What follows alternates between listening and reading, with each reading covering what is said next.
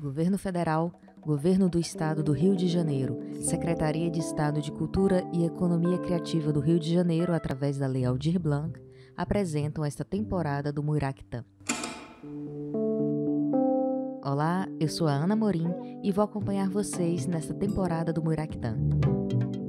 Aqui vamos falar sobre literatura com a ajuda de quem escreve, pesquisa e lê.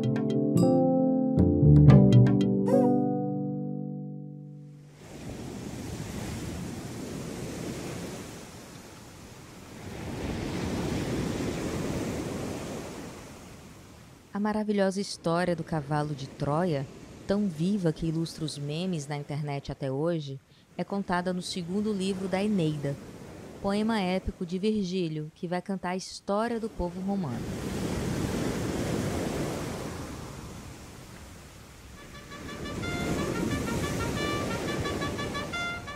O presente de grego, um grande cavalo de madeira recheado de soldados, é recebido por Troia na estratégia de guerra mais conhecida de todos nós. Vencido, o troiano Enéas parte pelos mares com o intuito de chegar ao predestinado lugar onde fundará uma nova cidade, isto é, Roma.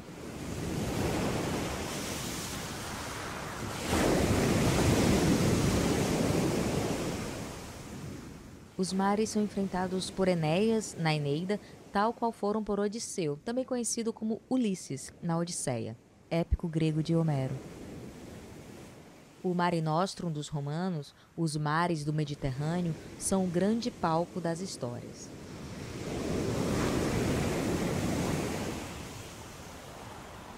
E quando Luís de Camões for escrever um épico para o povo português, os Lusíadas, lá estarão novamente os mares, nunca de antes navegados, o das grandes navegações, os bravios oceanos, com o cabo da Boa Esperança, dificultando o caminho pelas beiradas do continente africano.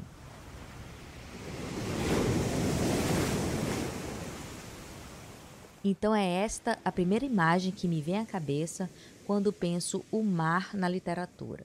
O espaço destes heróis, dessas conquistas, o lugar de cantar a glória. E para mim, pensar em Portugal é pensar no mar. Mas, como diz Fernando Pessoa, quanto do teu sal são lágrimas de Portugal.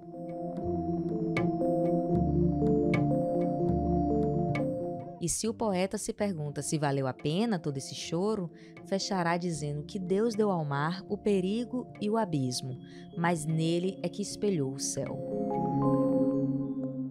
Por fim, fiquei perturbada porque não sabia encaixar nestes mares o mar de outra poeta portuguesa, Sofia de Mello Breyner Andressen.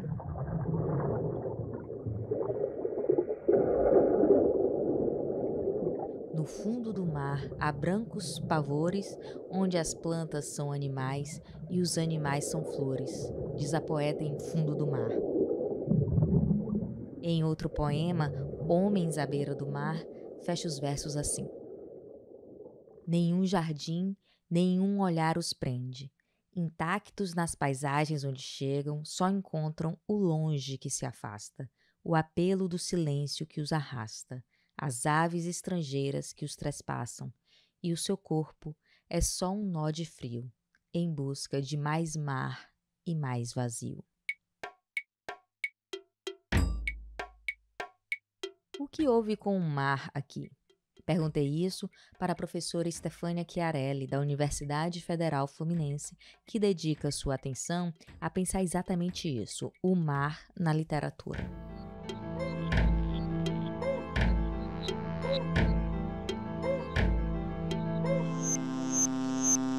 Pega os Lusíadas, né, o Camões, e toda a celebração da empresa imperialista, mas tem lá o velho do Restelo que fala, ó, sabe, é quase como aquela consciência crítica falando, não, mas isso não é bom, né, as pessoas vão ficar abandonadas, tem todo um contracanto ali, né? Então, acho que isso que você trouxe da Sofia de Bello Breiner, que é maravilhosa, quer dizer, metade da minha alma é feita de maresia, né? Você pode, assim, a Sofia, você pode pegar uma frase dela para cada dia do seu ano, né? Fazer tipo um mantra, né? E é tudo mar ali. né, mas eu acho que é uma questão de perspectiva, né, basta você querer olhar assim, mas é como eu digo, não é, né, não é fazer o discurso da dor e da, né, e da celebração né, mas é ver também como esse espaço da água, né, tem um imaginário líquido aí que conta muitas histórias e sempre contou. Agora mesmo estou estudando Gonçalves Dias lá com a turma da graduação. Ok, você tem a canção do exílio, né? O Gonçalves Dias lá celebrando essa nação de longe, que lindo, mais terra, mais flores, mais amores, mas ele tem também lá o canto do Piaga, tem os timbiras, já está lá no Gonçalves Dias, né? Esse mar é o mar do genocídio, essa história não vai dar certo, né? Então, os escritores são antenas da raça, né? Dizia o Ezra Pound, né? Então, assim, eles captavam isso, né? E essas histórias estão lá, basta a gente querer olhar, né? E aí sim, aí, dependendo do recorte que você faz, você cria uma outra narrativa, né? Mas eu acho que está lá, já está lá nos Lusíadas, né? Eis que a cobra morde o rabo. Lá fui eu voltar então aos Lusíadas e recuperar esse personagem essencial do poema. O velho do Restelo aparece no final do canto 4. Nesta epopeia de exaltação das conquistas portuguesas pelo mar, surge o velho descontente a questionar aquela empresa. Chama de glória de mandar, vã cobiça, vaidade, fraudulento gosto, crueza e feridade. Atenta para as mortes, perigos, crueldades e tormentas. A fama e a glória são postas como enganos.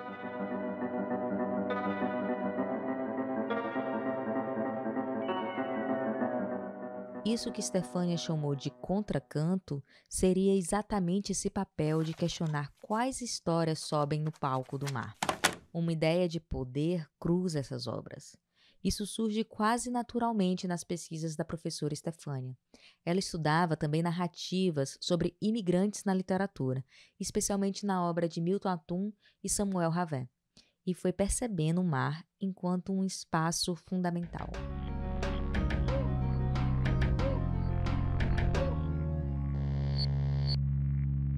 Eu passei a pensar que a água, né, e aí eu vou expandir um pouquinho do mar para as águas, né, elas acabam sendo um espaço interessante como um modo de enfrentar essas tantas narrativas tão díspares, mas unidas por várias questões, né?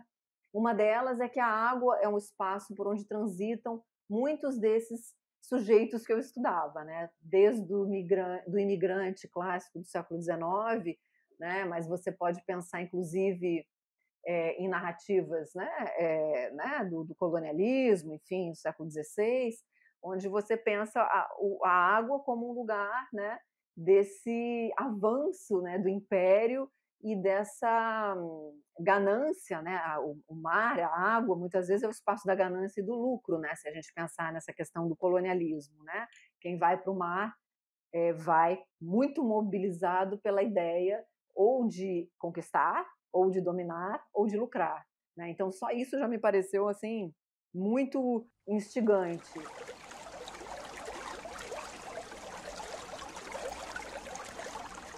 Entender que o Mar da Sofia tem muito do mar já cantado por Camões, e isso não significa negar suas particularidades, foi importante para compreender o que Stefânia percebe na literatura que evoca as águas.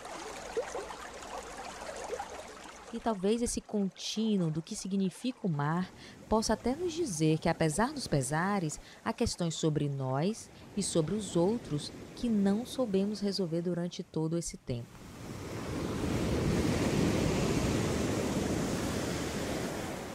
Ora, Camões é do século XVI, Sofia é um dos maiores nomes da literatura portuguesa do século XX e faleceu em 2004. Esses séculos, aparentemente tão distantes, ali no mar, são tão pertos e parecem até mesmo se repetir. Os mares e as águas carregam, assim, essas memórias de expansão de império, de travessias coloniais, em um processo que teima em se atualizar diariamente. O mar é o espaço que abrigou, enfim, as naus colonialistas, o mar é o espaço que abrigou os vapores de imigrantes no século XIX, saindo, né, dos seus lugares, da sua terra, em busca de, né, de uma vida nova, né? O navio, dentro desse contexto, é o espaço flutuante que abriga vidas que deixaram algo para trás e que ainda não sabem o que elas vão construir pela frente. E mais ainda me inquietou e me interessou e me instigou a pensar que hoje a água, né, e o mar, aí de novo, é um lugar de muitas histórias de desabrigo em função dos refugiados contemporâneos, né? Então, muitas histórias de barcas de refugiados, muitas histórias de vidas que se perdem, muitas histórias de vidas que são anônimas e que parece que a gente só consegue contar isso, né? Como morreram. Né, a gente não sabe quem são, a gente pensa como uma massa anônima e, na verdade, hoje, se a gente pensar, são mais de 250 milhões de pessoas que vivem fora do seu lar, né, para pensar assim o conceito de migração, né? Muitas delas se deslocaram pela água. Então a água passa a ser um lugar que conta muitas histórias, né? Aquele mesmo mar Mediterrâneo que a gente espiou no início do episódio persiste. Com a guerra na Síria, o fluxo de famílias fugindo das condições de sua pátria aumenta. Em 2015, encarando esse processo como uma crise de imigração, os países europeus fecham rotas e há um agravamento da situação das pessoas em refúgio. Grande parte dessas pessoas são jovens e também crianças. O Mediterrâneo recebe esse desespero e imagens chocantes chegam até nós, como a fotografia da criança na areia de uma praia da Turquia. Botes superlotados com condições extremas tentam do jeito que der cruzar o mar, fugir da guerra, da perseguição, da pobreza. A Stefânia tinha nos dito que os mares, as águas, contam muitas histórias, mas a memória é tecida de formas diferentes. Uma pessoa escravizada, um imigrante europeu e um refugiado sírio tocam de formas diferentes a questão da história e do esquecimento. É um lugar de medo, de doenças. Se você for pensar nos navios negreiros, né, nos famosos tumbeiros, né? Tem vários relatos de como aumentava o número de tubarões na volta desses navios, porque já tinha uma memória pela parte dos bichos, né, que são muito inteligentes, de que ali tinha comida, né? Então eram corpos ao mar, literalmente, né? Quando adoeciam, né? Então essa ideia, né, de nação, ela fica muito abalada, eu acho, assim, porque você carrega, né, com você uma língua, uma cultura, uma história, você tem que deixar para trás, ou você tem que recalcar, né, como o caso dos africanos, né, escravizados, né, que entram nesse navio sem bagagem, né? Tanto que tem um conceito importante do Edouard Glissant, que é o crítico da Martinica, que ele usa essa expressão o migrante nu, porque, diferentemente dos imigrantes europeus que podiam trazer, né, objetos, livros, uma malinha, fotografias, um instrumento de trabalho, sei lá, o cara era ourives. Esse imigrante, ele entra corpo, né, e um patuá, um objeto, uma tatuagem, né, e é isso, né? A ele não é dada a permissão de trazer um objeto biográfico, né, como a gente diz. Então, é muito duro, né? E essas pessoas, evidentemente, que elas vão chegar nesse outro lugar, né, já modificadas, né? Então, a água também é um lugar assim de muita reinvenção, né? E de potência também, né? Para a gente não falar só de dor, né? Que histórias contam aqueles que atravessam o mar sem a condição de serem heróis? O mar, que parece a glória para algumas histórias, parece se converter em um apagamento para outras. Se ele é símbolo do colonizador, o que é para o colonizado? Bom, nos 2 últimos episódios, o mar apareceu pra gente.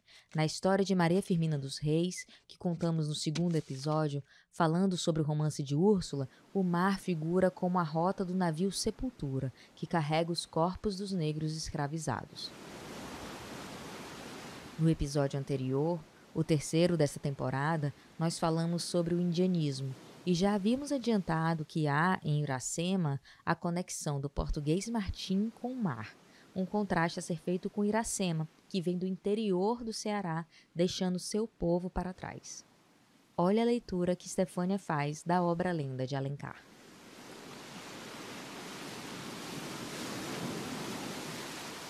O mar é esse mar de chegada, né, é o mar do colonizador, né, conectando um pouquinho com a carta de caminho.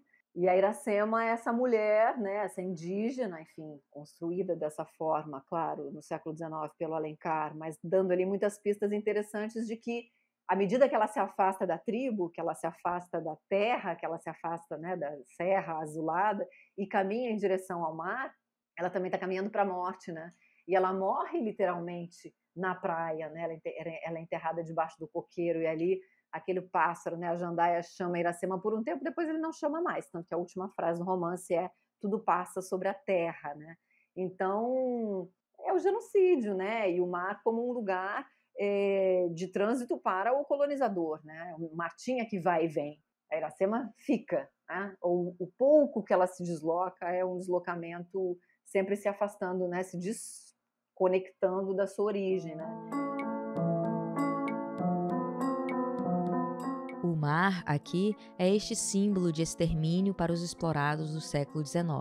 Carrega aquela crueldade que o velho do Restelo já nos alertava tempos e tempos atrás. Lembra que Stefânia citou Gonçalves Dias, o Canto do Piaga? Nesse poema, Gonçalves Dias conta a história de um líder indígena, o pajé, o Piaga, e sua premonição de que do arcabouço do mar virá a destruição de seu povo. O poeta pergunta: quem foi das entranhas das águas o marinho arcabouço arrancar? Ele quer saber sobre um monstro que vem das águas, o que ele teria vindo buscar.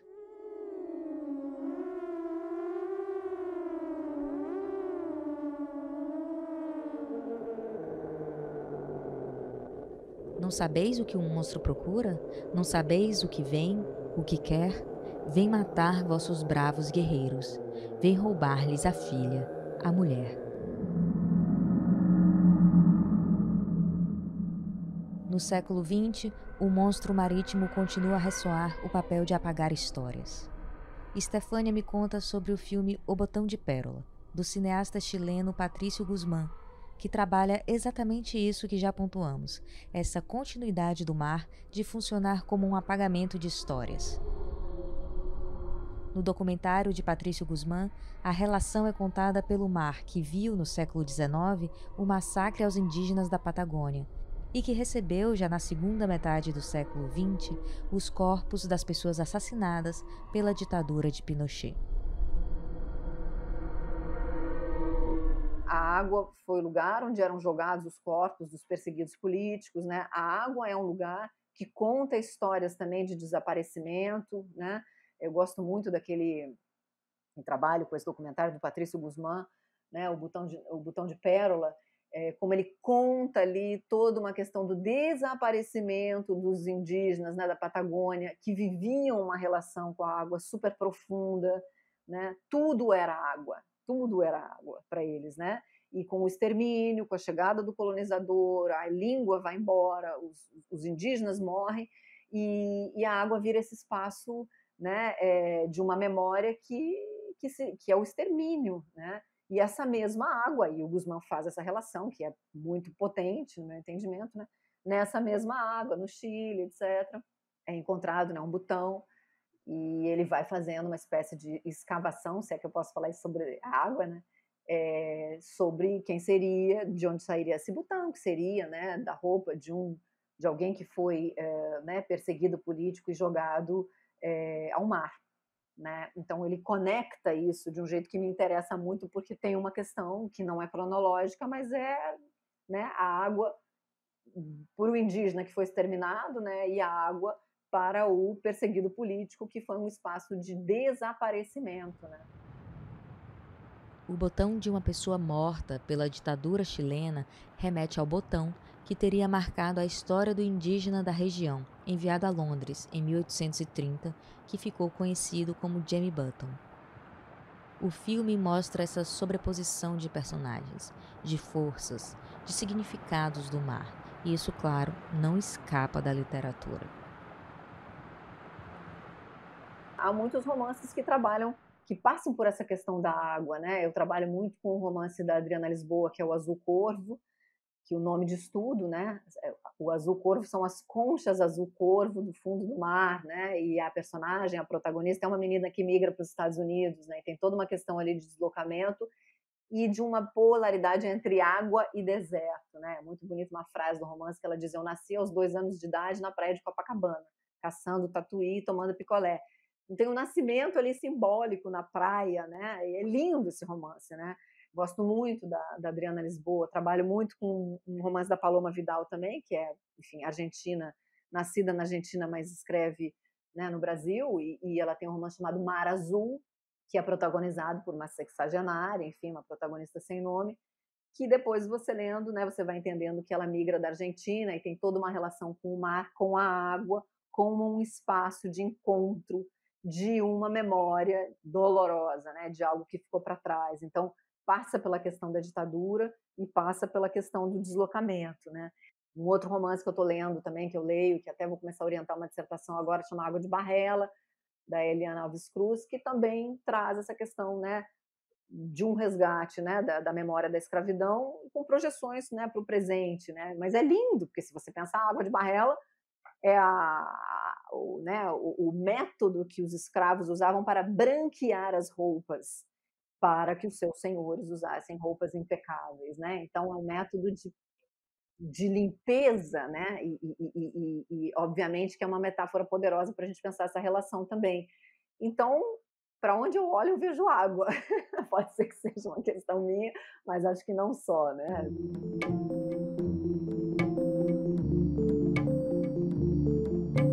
Olha como, incrivelmente, em 3 exemplos, a professora Estefânia nos coloca um leque de obras que dão os nós nos fios que deixamos soltos durante esse episódio.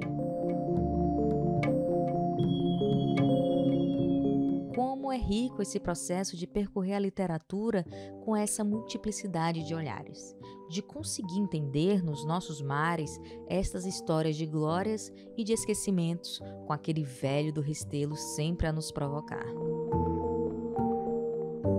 Para poder fazer esse recorte e conseguir montar toda essa rede, Stefania Chiarelli se debruça também em outras áreas. Gosto muito de abraçar também, né, o discurso da filosofia, da antropologia, da sociologia, porque não tem como, né. E aí você pode ler a literatura também, né, de mãos dadas com esses aportes teóricos, mas nesse ponto eu também sou muito Guimarães Rosa, bebo água de todo o rio. Para terminar com uma frase do Riobaldo que eu adoro, né, bebo água de todo o rio, então se aquilo ajuda você a ler, por que não, né?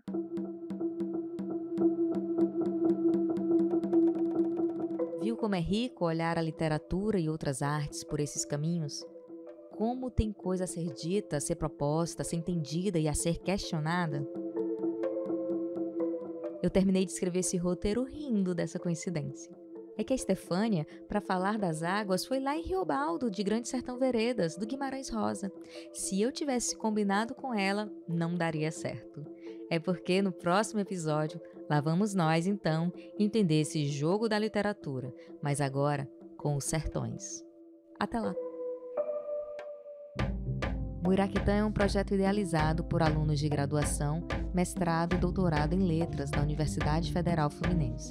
Você pode acompanhar o nosso podcast pelo Instagram, @amuiraquitã, assim, no feminino. Assine o feed para nos acompanhar. O roteiro é de Ana Amorim, Frederico Cabala e Luísa Quintão. As composições são de Frederico Cabala, a edição de Elder Gomes Barbosa e a identidade visual de Vitor Godoy.